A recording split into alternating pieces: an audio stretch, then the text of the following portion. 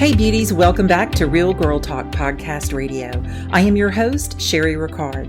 I'm a medical professional, business leader, author, speaker, and adversity recovery expert, bringing you fascinating guests, business, beauty, and lifestyle tips to help you create a beautiful life.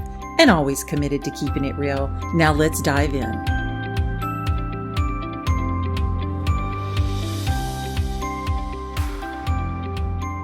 Welcome back to Real Girl Talk. I am your host, Sherry. Thank you so much for joining me. My guest today is Dr. Stagg. She's a naturopathic physician and the founder of Whole Health and Wellness Center. She's the author of The Bitter Prescription, Engineering Your Diet, Digestion, and Hormones After 35. It outlines how bitter bioactive foods can help improve digestion and metabolism and help to achieve optimal health as we age. She is routinely interviewed and appears as an expert guest in the media and has appeared on NBC, ABC, CBS, and FOX. I am honored to have you with us, Dr. Stagg. Thank you so much. Thanks so much. I'm so excited to be here. Great. You know, Dr. Stagg and I were chatting right before we started recording, and I told her we're going to talk hormones, because everybody knows that I have struggled for many years since my son passed away because I'm an emotional eater. Okay. I think the first sign to getting help is admitting your faults, right? Like, so when you're part of AA, you stand up and you say, my name is, and I'm an alcoholic. So I'm going to stand up and say, my name is Sherry and I'm an emotional eater. Because this is just a fact. It's the way it is. But you know what? I started reading your book, Dr. Stagg. The thing that jumped out to me, I was like, bitters. So tell us a little bit about what you mean by what are bitters and why do you need these in your daily diet? Yeah. So bitter encompasses a number of things in this, like the bitter prescription. One, there are three different reasons why I chose that title. So the first is about these bitter bioactives in food. So all plants really have these compounds. You know, we all hear about these foods that are superfoods, and they're usually like exotic foods from South America or Africa, but some of the commonly eaten foods that we have daily, onions, garlic, fresh herbs and spices, lemon, like all these sorts of foods do have these superfood compounds in there that are essentially at their core bitter bioactives. Now, sometimes they taste bitter, but the reason we call them bitters is that they interact or bind to these bitter receptors that we have all through our body. So we have them in our mouth. We have them in our intestinal tract, but we do know now that we have these bitter receptors even in our brains and our hearts. And these compounds have broad reaching effects and they do affect hormones and metabolism. Okay, so what do they do? What is the effect on metabolism? So why do I want to eat garlic and onions? Yeah, because essentially what they are going to do, they're going to make you feel more satisfied. Mm-hmm. They're going to affect the hormones like adiponectin and leptin that tell your brain that you're satisfied with what you're eating. Like, okay, this is good, I'm full. This is why you can overeat foods that are what we call not like phytonutrient dense. So it's easy to overeat like, a bag of cookies, right? Like you can sit down and eat a bag of Oreos and never feel full if you eat them fast enough. Oh, I can't. Yeah. But you're usually like, you're going to like sitting down and like, you can eat a lot of salad because obviously there's not many calories in it, but you're not going to sit down, like you're going to feel more satisfied. And this is a tip I use in my practice, is to start off your meal with like a salad, maybe even arugula, which is like a little bit more concentrated in bitters. And what that's going to do is it's going to prime your digestive tract, first of all. So you're going to get like more nutrition out of your food. You're going to digest your food better. As we get older, we have a lot of people have more digestive problems and difficulty with digestion. But it also affects like our actual appetite, the signals where we actually, our brain, there's that disconnect, right? Where if you eat too quickly, it takes a while for your stomach to catch up with your brain. These compounds, these bitter compounds, are part of that whole mechanism where we recognize that like, okay, the signals get connected, that we're feeling satisfied and full. And it also helps to put us into fat burning mode. Okay, we all want to be in fat burning mode. So how does it affect us when we start to age? Because I know you say over 35, but I'm over 50 now. Yeah. So really my hormones are just taking a nosedive, right?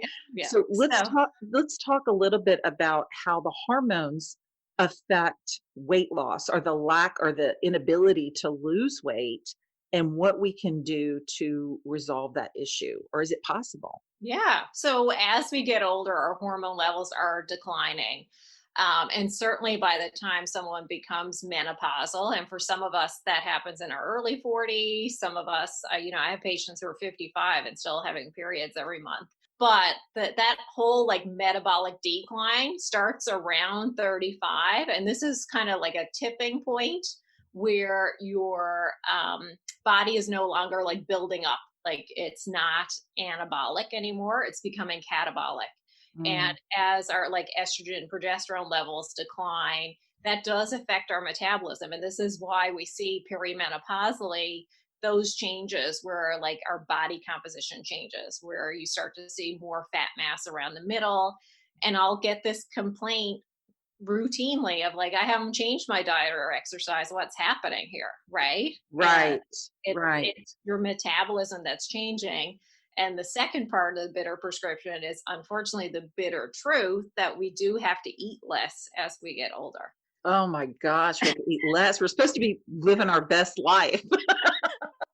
Who wants to eat less? I want to be able to eat more, and that's Yeah, not, I know. it's Yeah, you worse wanna, for like, me. enjoy, so it's like it's getting you have to, there's a little bit of a switch that needs to happen, so we have to eat less calorically, but if you Mm, select the right foods, you can still, like, enjoy plentiful, like, delicious food, right? And right. it's important also just emotionally to have that enjoyment from food, right? You don't wanna just be eating because it's fuel, right? Right. Yeah. And I think that's why a lot of people don't stay on, I guess you're not supposed to use the word diet, but they have a hard time switching their patterns because they don't even like what they're eating. I mean, a lot of times, I'm not a huge vegetable eater. There are only certain vegetables that I like, but I know I'll have a hard time staying on a plant-based diet because I really don't like most vegetables. So it's like, what is the alternative? So let's talk a little bit about that because now we have plant based, we have keto, and I don't think anybody really knows what the heck to do anymore. How do Right. you feel about keto? Yeah, so keto, I have a good amount of experience with keto in my clinical practice. And we tend, like, first of all, certain people, keto is not a right choice at all, right? And so there are like medical conditions that's a rule out, like, you really shouldn't be on a keto diet. But also, you can do some, to a degree, you can do some genetic testing to see if you're a good match to a higher fat diet. Because some people we put on keto diets, and I always, for the most part, I think about keto diets, the majority of us, as like a temporary way to like have a metabolic shift. But for, there are those people you'll meet that keto has changed their life, right? Oh, Like yeah. keto is like feels good, it's metabolically everything's doing really well with keto. But the majority of people with keto, it's just a metabolic shift and then they'll plateau on that as well. Right. um, and long term, yeah, there are issues with a keto diet for many people, and genetics can help us figure that out. So do you think the plant based is the better option? So I think, just knowing what I know about biochemistry of plants and these bioactives, plant rich, I would say, is important. For me, like, I don't like, for some people, yes, again, like just like metabolically and who they are genetically, a complete like plant-based vegan diet is great for them and they do well on it. But for the majority of people, I think that having some animal-based protein works for them, right? And you really, Hmm. this is like, I just don't feel like there's a one diet fits all. But I Yeah. do feel having a lot of plants in your diet, but and it doesn't even have to be the quantity, it's also selecting the right plants, getting these plants that are really phytonutrient rich. And so that could be adding like fresh herbs to your food, because herbs are so rich in these compounds, in these bitter compounds. Yeah, I don't think we think about the herb aspect of it and how it affects our body. And you talk a lot in your book about the genetic aspect. So let's talk about genetics because I know there's books out there that talk about, what is your blood type? And if you're this blood type, you should eat this kind of food. Is that legit? Yeah, so actually like the blood type diet itself, there's a lot of research and legitimacy to a blood type diet. People do really well on them. They're just hard to follow because they are really specific. And so Mm, I've had patients who, again, it's been life transforming to follow a blood type diet, but it can be difficult because there's a lot of nuances to it. Like you can only eat certain types of animal protein. You can these vegetables are right for you, these herbs are right for you. And so if you're mm, someone who can do that, like awesome, right? But the majority of us need to have more flexibility just for compliance issues. And it always goes back to compliance to me. Like, what are people going to be able to do long term? Like, we're in this for the long haul, and what are you going to right. be able to do long term?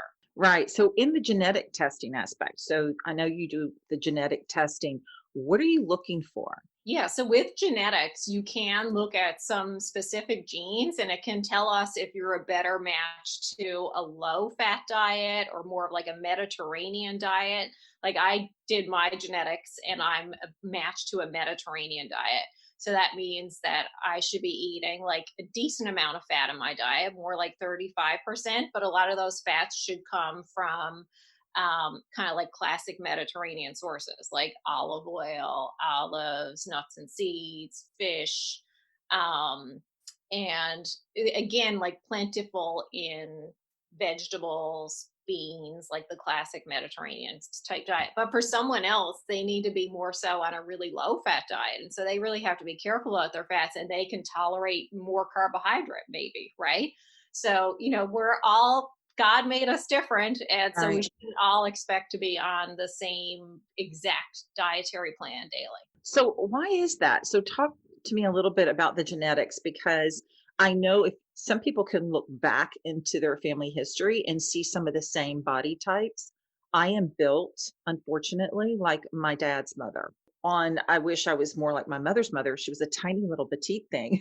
Yep. And then my dad's mother was built totally different. She was very tall. She was a broad lady, but I also think I got a lot of her genetics in that she's a Yeah. very strong woman. She's strong emotionally, physically. She powered through everything, but Right. she had that body build with those little legs and that belly, and she had that pretty much, I mean, her whole life. From even the pictures that I saw, she always had that specific build, and I can see that in my sister and I, Yeah. that were built kind of like my dad's mom. So, is that what you're looking at? Are you looking at DNA basically and the genetics from way back, and then you have an idea of what type of diet that we're supposed to be on based on that? And Yeah. if it is genetics, can you truly change that pattern? Yeah, so it's really interesting. So when we think about genetic testing for diet and for just health purposes, like are you going to inherit like the cardiovascular risk or diabetes risk from a parent? Then we're looking at what are called SNPs, these single nucleotide polymorphisms.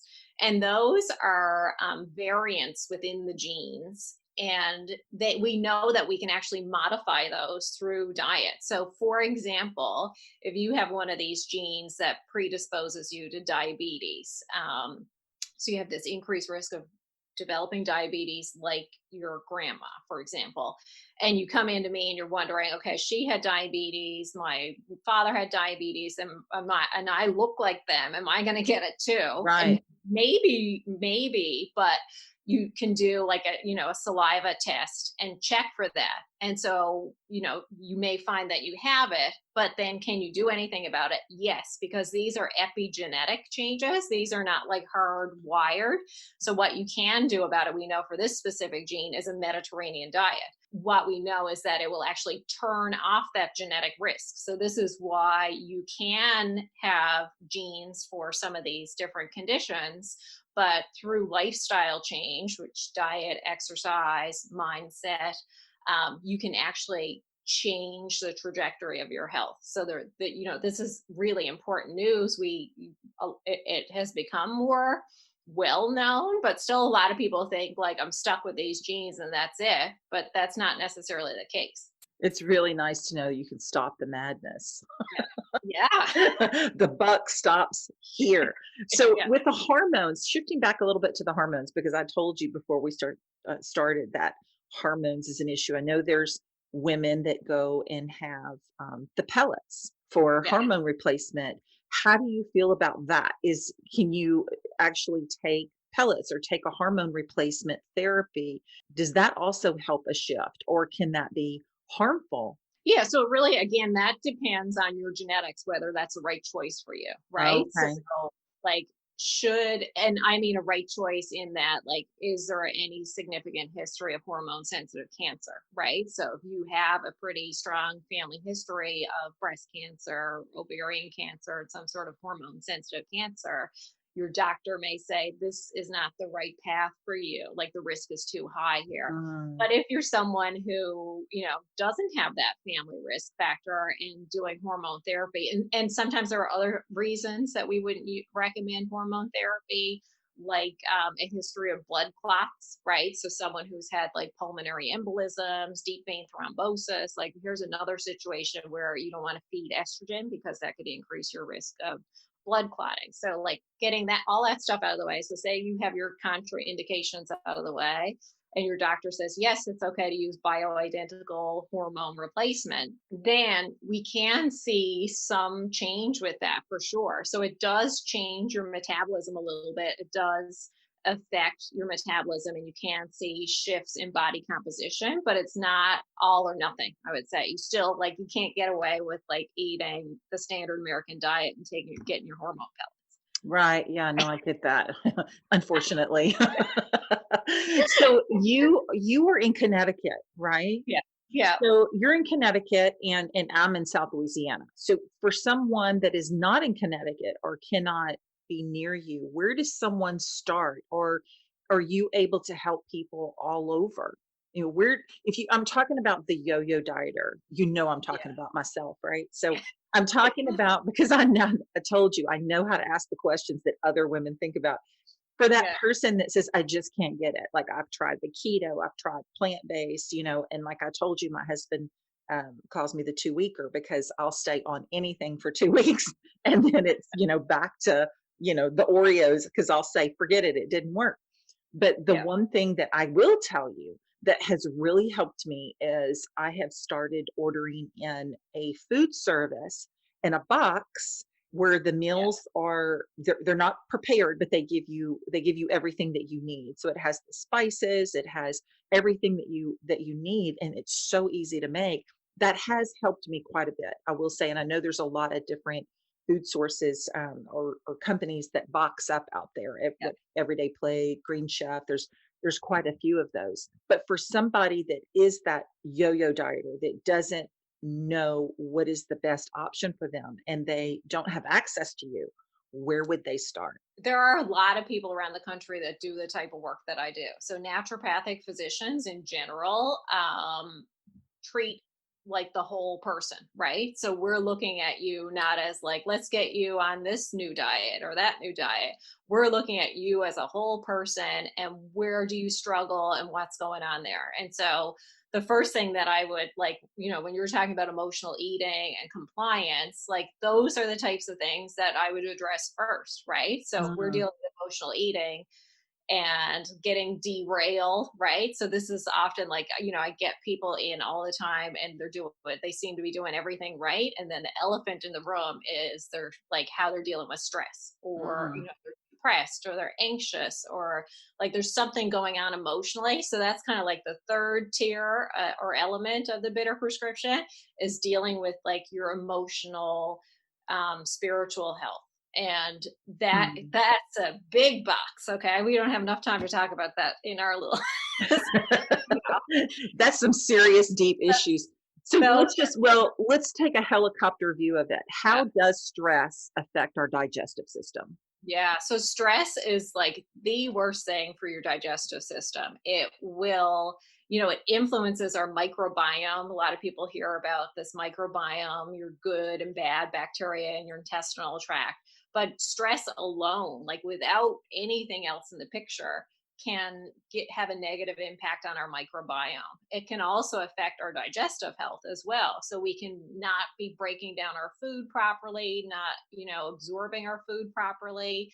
And then we can have a host of problems because of that. So getting stress under control is so important for that digestive piece, but also stress affects like our adrenal health, like cortisol and DHEA and these precursor hormones. So if we kind of like step back away from the bioidentical hormones, there's the whole adrenal pathway. And I often tell women, if we went through menopause like when we were 20, we'd have no problem at all. It's like after we've had 30, 40 years of accumulated stress, this is often why we are symptomatic, right? When we go through Right. menopause and don't have that like graceful transition, is because of adrenals. And so if you're not, basic things like sleep is so critical, and that affects your digestive health, but it affects your metabolism too. It'll cause you, if you have elevated cortisol levels, you could be gaining belly, like storing belly fat, right, until we deal with that. And that's something that you can test for. You can do cortisol testing, you can get saliva tests to do it.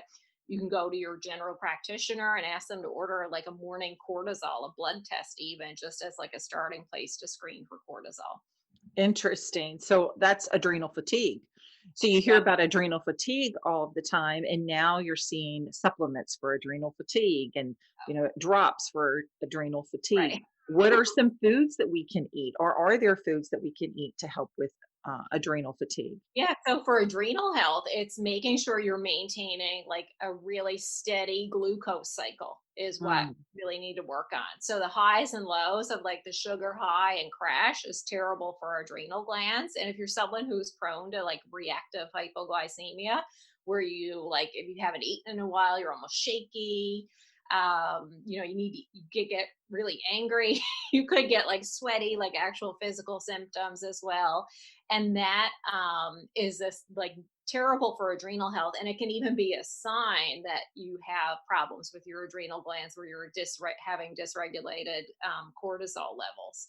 Taking a step back from that, what you would do dietarily is like making sure you're eating more balanced meals with enough protein in them. That's another thing. As we get older, we need more protein because we don't absorb it as well. mm, So we actually, and you can get protein from plants as well, but like, sometimes you need more assimilated, easier sources of protein. So sometimes we're thinking about things like collagen or protein powders as a supplement just because they're already kind of like broken down and easier to digest and assimilate. right. But like good decent amount of protein, but also like whole grains. So actual true whole grains are good for adrenal health. And so like completely grain free diets for someone who has a really stressed adrenal system is like the opposite of what I would have them do. Right? I would Mm. have them like on like a balance of protein, complex carbohydrate, and vegetables, which some vegetables are complex carbohydrate anyway. So supplements, let's chat about supplements. And you're probably going to tell me it depends on genetics, and it probably does. But for just the average person that hasn't had any genetic testing, are there certain supplements that you recommend for all women after Yeah. the age of 40, 50 years old that they should take? Yeah. So, kind of like the standard foundational supplements that I think about are really good multivitamin, but ideally a multivitamin that has the right forms of vitamins and minerals, that the chelates are like more absorbable. But Mm, even more important, we're seeing now, and what I always recommend clinically are multivitamins that actually have like a superfoods compound in it. So you'll see like listed on there things like green tea extract and resveratrol, different sorts of like these concentrated plants that have these bioactives in there, because those are really important for our metabolism just as much as vitamins and minerals are. right. So that's kind of like number one. Number two, depending on where you live in the country, probably a vitamin D supplement. And so the dosage is going to vary, right, depending on genetics. So you really should get tested there. But if you live Hmm. in the South and you get a lot of time outside in the sun, you might not even need a vitamin D supplement depending on your genetics. Right. Omega 3s, I think, are really important unless you are getting a lot of omega 3s in your diet. But again, some people genetically have issues with, they require more omega 3s, or they don't, absorb enough of them. They have issues with absorption. But the other big, probably number four, is like, I really like these like green strength phytonutrient powders. These are a punch of these bioactive ingredients, right? So if you're not, get it from your diet as well, but like to more quickly turn your health around, good quality, organic, ideally, greens or reds, like these big, like food based powders are Mhm. fantastic for your metabolism. It's funny that you said that because I started taking it's a green powder by Ultimate Living, at least Ultimate Living. Yeah. So Deanna Simmons, which is a friend of mine, she's on Bravo and she has a skincare system and they started Ultimate Living Green like years ago. Yeah. And of course she's advanced on it. But one thing that I have noticed since I started taking the Ultimate Living green powder and just mixing it with a protein drink is I noticed a skin change. And so I thought that was interesting because my skin seemed to be smoother. And I don't know if it was okay, or do I actually have some wrinkles that are going away, or I'm just wishful thinking when I'm looking in the mirror. But I really noticed a difference in my skin. And I even had people compliment and say, your skin has like a glow to it. And the only thing that I had changed is I started incorporating the green powder, not even necessarily a daily routine, which is probably something that I should do because I travel a lot and it makes it difficult, but I always had it several times during the week. So that makes total sense. And it is like, even when people can get it like 3 times a week, if you can get it every other day, even, it's going to make a difference. But those greens powders are they do a couple of things. So they bind those bitter receptors, which are critical, affects like, your entire metabolic state. They're Mm, antioxidants. So this is like what we age more quickly because of oxidative stress. They are like anti-inflammatory too. So if you're improving your digestive health, working on oxidative stress and inflammation, then mhm. you're going to see a change on the outside. And your skin is a reflection, like naturopathically, we always tell people your skin is a reflection of what's going on inside, and especially in your gut. So, like, your whole intestinal tract is basically the skin inside. So, if you're seeing changes on your skin outside, the changes are happening inside in your digestive tract, and then that kind of spreads into the tissue space as well. It's impacting that, but that means that, like, if you see it on your skin, that's a fantastic sign that things are happening, changing inside. Good. So I'm going to increase that instead. Set it up. I'm going to travel with that because Uh-huh. obviously if you find something that works, I'm thinking let's go with it, right? Because Oh, yeah. we're all constantly looking. I call myself a beauty junkie because I'm always looking for something to improve something. Yeah. It's like, okay, that worked. I'm going to keep using that. But if I use that too, then it's probably going to work even more. Better. You know what I mean? And there's so many products out there, Dr. Stagg, that I know. we get overwhelmed. We Yeah. truly get overwhelmed as women because we want it all. We want the healthy looking skin. We want to age backwards. Yep. We don't want our eyelashes falling out and our hair falling out. We want our teeth to stay white. We basically want to stay 30 is what we I know. Yeah. Yeah. is what we want to do. But we know that a lot of times that our diet and exercise and just the things that we take internally, because we want to put so much on our skin. But I Yeah. know that I had a physician tell me one time it starts inside. Yeah. Everything that you see on the outside is a reflection of what you put on the inside. And that Absolutely. really stuck with me. And so it makes sense when you talk about stress, because if someone is totally stressed on the inside, it's going to show on Yeah. outside, right? Yeah. And when you see these pictures, I even talk about it in my book. Like, this is how you can see these time lapse photos of, like, they're often in the media of like a president when they take office, and then once they leave, the dramatic aging process of 4 years, or even like for some people Right.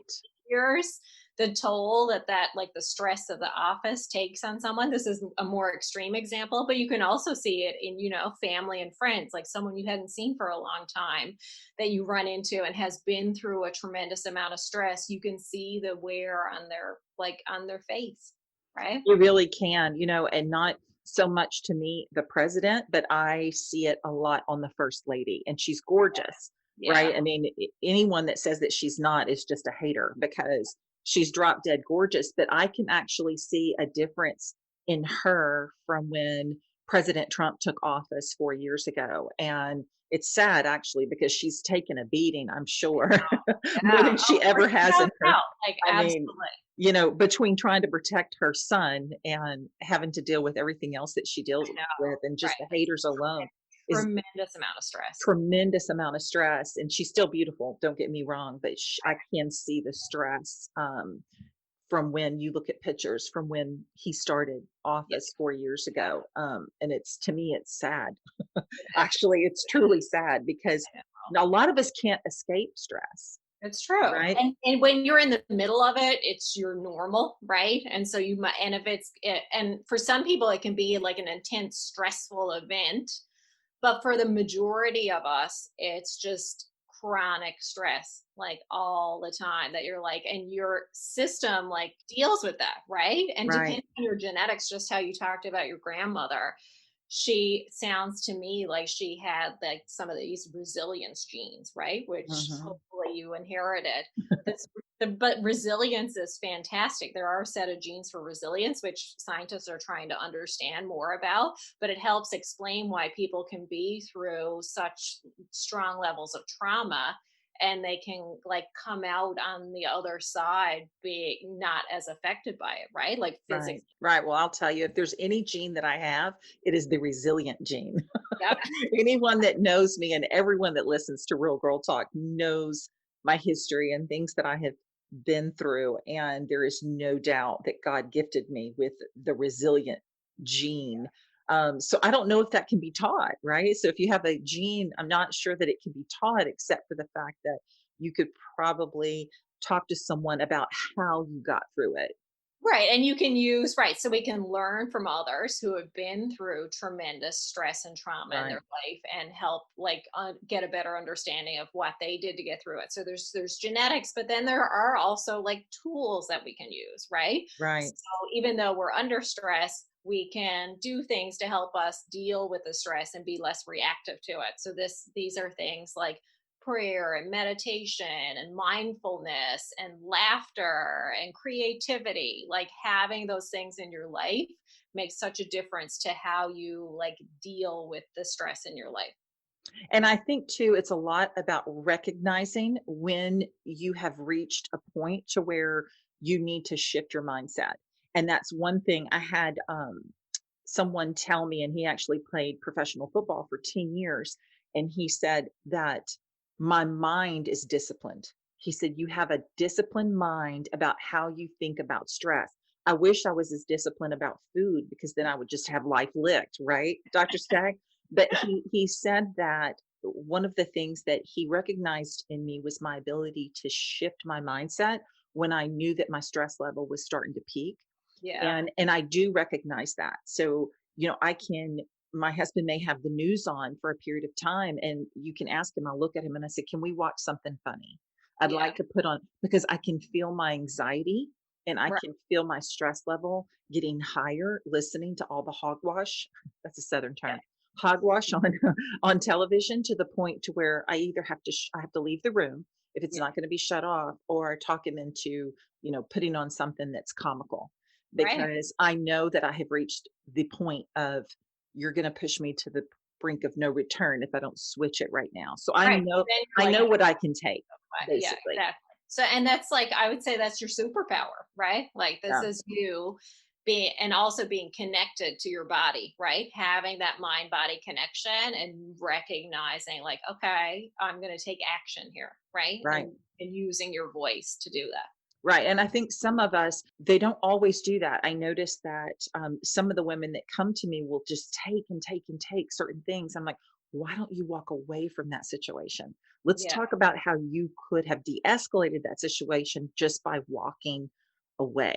Yeah. And so I can imagine the stress in your body and how that plays a huge role in keeping weight on, not necessarily gaining weight, but the Right. inability to lose weight So because you look at some people and I'm thinking, how is she eating all that food? And she is a toothpick, yeah, and it has a lot to do with not, and I know she's stressed, but it has a lot to do with genetics too. yeah, I mean, right, I look at her sisters and they're all like size twos. I'm like, yeah. how is that possible in Right. one family? It's It is just like not there's fair. genetics, like, I know, but, like, everyone has their own lot in life, right? And there are things you can do about it, like, to Right. modify, like, how the genes get expressed, this whole, like, epigenetics and expression of genes. So even though you're blessed with certain genes, then there are tools that you can use and techniques you can use where we're doing, like, behavioral modification, knowing, like, the genes that are involved, or knowing the processes that are involved. So there's still, there's still hope for many of us. Right. And what one person has going on somewhere, then like there's something else maybe that's off for them, right? Right. I think we're the idea is to stay in balance with mind, body, and soul. Yeah. And Right. when one thing is off, it's completely out of whack, Yep. right? Yeah. So I think you need to recognize what your strengths are. That way that your strengths can play and on what your weaknesses are. Completely. And I love how you said that, like, recognizing things like I'm an emotional eater and voicing that. That's actually one of the things that I tell my patients to do, is to be like, I have problems controlling my eating. So, like, if the bread comes to the table, that needs to go away. Like, I can't Right. stop eating that, right? Like, don't Right. even bring that. And you voice this to your friends and family and loved ones, and let them know where you were, and like that alone, it can be really helpful.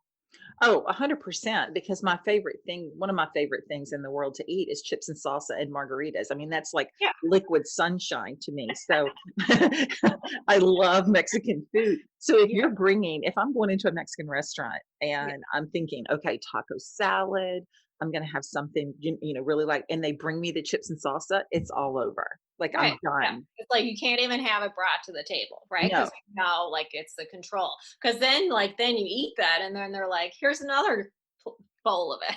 Exactly, and then I'm asking for the queso. Go ahead and bring the white cheese over because that's really good.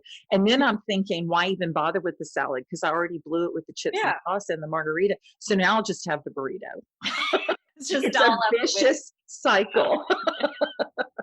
I'm speaking to someone out there right now. Someone is going, "Oh my gosh, that is Uh-huh. me." I Yep. know it is. So let's talk about that as far as menu. Let's talk about a menu. So the average person, what would you say is give us 3 tips on where to start before we have any genetic testing? How can we change our way of eating today? What can we Okay. do today to make So, changes? yeah, so the first thing that I would say, and this is again something that I tell my patients to do, is get an app on your phone like MyFitnessPal. I'm not paid by MyFitnessPal, by the way, but it's a good free You app that should be. You I should should be. be. Yeah, we'll put that out there. Mhm. So like an app that like will actually, you're going to count your calories for a couple of days, right? Because calories still matter. It matters what your calories come from, but that like advice that's out there, like calories don't matter, they do. And as we get older, as I said, the bitter truth is we have to eat less. So count your calories for a few days, and you're going to get a realistic view of what's coming in, right? And so that alone can be eye opening, because you go like, what?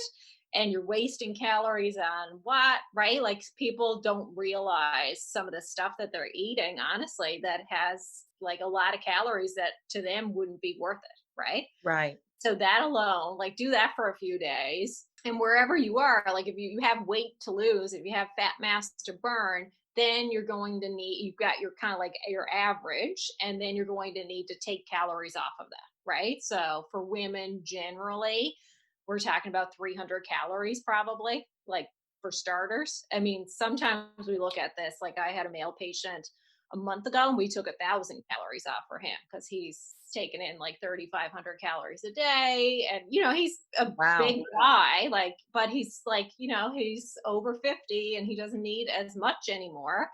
and his activity level doesn't support it. So for some people, depending on where they are, we would reduce their calories more. But if you're coming in with like 1,200 calories, it gets tighter of what we can take off. So Mm, reduction in calories. So first of all, track your calories, and then you probably need to reduce and recognize you're going to be hungry. So when you reduce your calories, you're going to be hungry. You're going to have the discomfort of reduced calories, but that's like 2 weeks or so, and just try to shift the mindset about it of like, okay, well, I'm hungry. That means I'm burning fat, right? Like, true.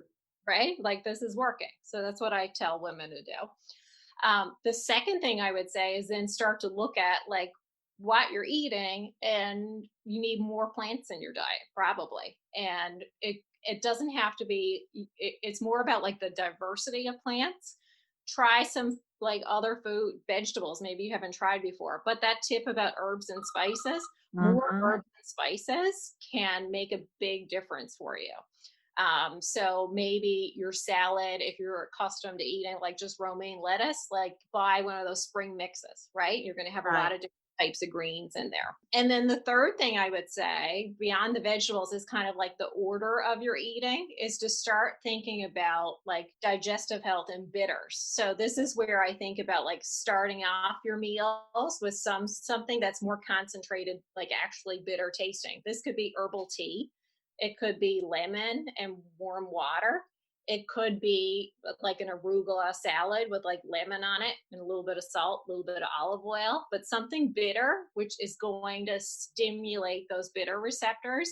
And it's actually going to reduce the amount of food you're going to eat at your meal. Now, why lemon with warm water? So we don't, and not too much water either. So right before a meal, you don't want to dilute your digestive juices too much. And cold, like just from the Ayurvedic, like East Indian perspective, too much cold is not good for digestive health. You want to keep it kind of like warm around meals. So if you've ever like dined with anyone from India or with Indian ancestry, culturally, a lot like they will have lemon and water before they eat anything. Interesting, because I have lemon with, but I'll take a bottled water. So Yeah. I'll take a whole lemon and squeeze. I have my favorite little lemon squeezer that gets it all out, and I put lemon, but it's cold. It's straight out of the fridge. In between meals, that would be totally fine. Like you can drink Okay. cold water in between meals, but if you're doing like trying to have like an herbal, like 10 minutes before a meal, like green tea and herbal tea, lemon water, I would keep that warm because it's right before the meal. Yeah. Good advice. Okay, I know I can talk to you all day because it's like pick your brain, pick, because you have a lot of interesting information. So I want my audience to be able to continue to pick your brain. And so I highly recommend The Bitter Prescription by Dr. Jennifer Stagg. Tell everyone where we can get your book and where we can find you and follow you. Okay, so you can get my book anywhere books are sold. It's on Amazon, available by audiobook also. My website is drstagg with two G's, Dr. Stagg with two G's.com. And then I'm also really active on Instagram and Facebook. And so on Instagram and Facebook, we post meal recipes, like all sorts of tips around health and getting you kind of like a different perspective on healthy living there. Now, can someone actually you mentioned the saliva test. Can they do a saliva test and send that in? Yeah, so you would have to get a doctor to order the saliva cortisol testing. Some of this stuff is changing that, I'll get patients who have done different sorts of tests online that some companies are able to do what's called direct to consumer. I'm not sure about salivary cortisol testing yet, but almost everything now you can get like ordered yourself online. You do have to be careful though about like the quality of some of these companies because sometimes people bring me tests and I'm like, I don't know who this company is. You're like, what? It's like, what is this? Don't trust this. Right. You do have to be now, careful now, there. where can we find you on social media? My Instagram is Jen Stagg, JenStagg, and then on Facebook I'm Dr. Jennifer Stagg. Wonderful. Thank you, Dr. Stagg. I Thank you so much appreciate for you having me. so much. And I am about a third way into the book, and I am going to finish it, and then I'm going to order the audio because I am that type of learner. That's With a smart. medical, I'm a nurse, and so my background is I read it, and then I have to hear it, and then I actually have to put action to it after that. That's just Yeah. me. I'm an audiobook lover, and I can listen to them over and over. If I would just incorporate that back into my walks that I used to do, Yeah. Very I good. would be a holistic person. Thank you, Dr. Stagg. I appreciate you very much. Thanks. Thanks so much for having me. It was fun. Hey guys, make sure you check out Dr. Jennifer Stagg and her book, The Bitter Prescription. And listen, guys, you know what? Step outside your comfort zone. I always tell you, keep your faith in God. Try something new that you've never tried before. And until next week, I'll be praying for you. The loss of a loved one is a nearly universal emotional crisis. Unprocessed grief and painful feelings can be buried, leaving you to feel numb. But there is hope. Certified grief counselor, RN, and author Sherry Ricard shares her story of how to cope in her first book, Wake Up Call, A Mother's Grief Journey, after the loss of her 17-year-old son. This book, along with Sherry's other books, are available on Amazon as well as on sherryricard.com.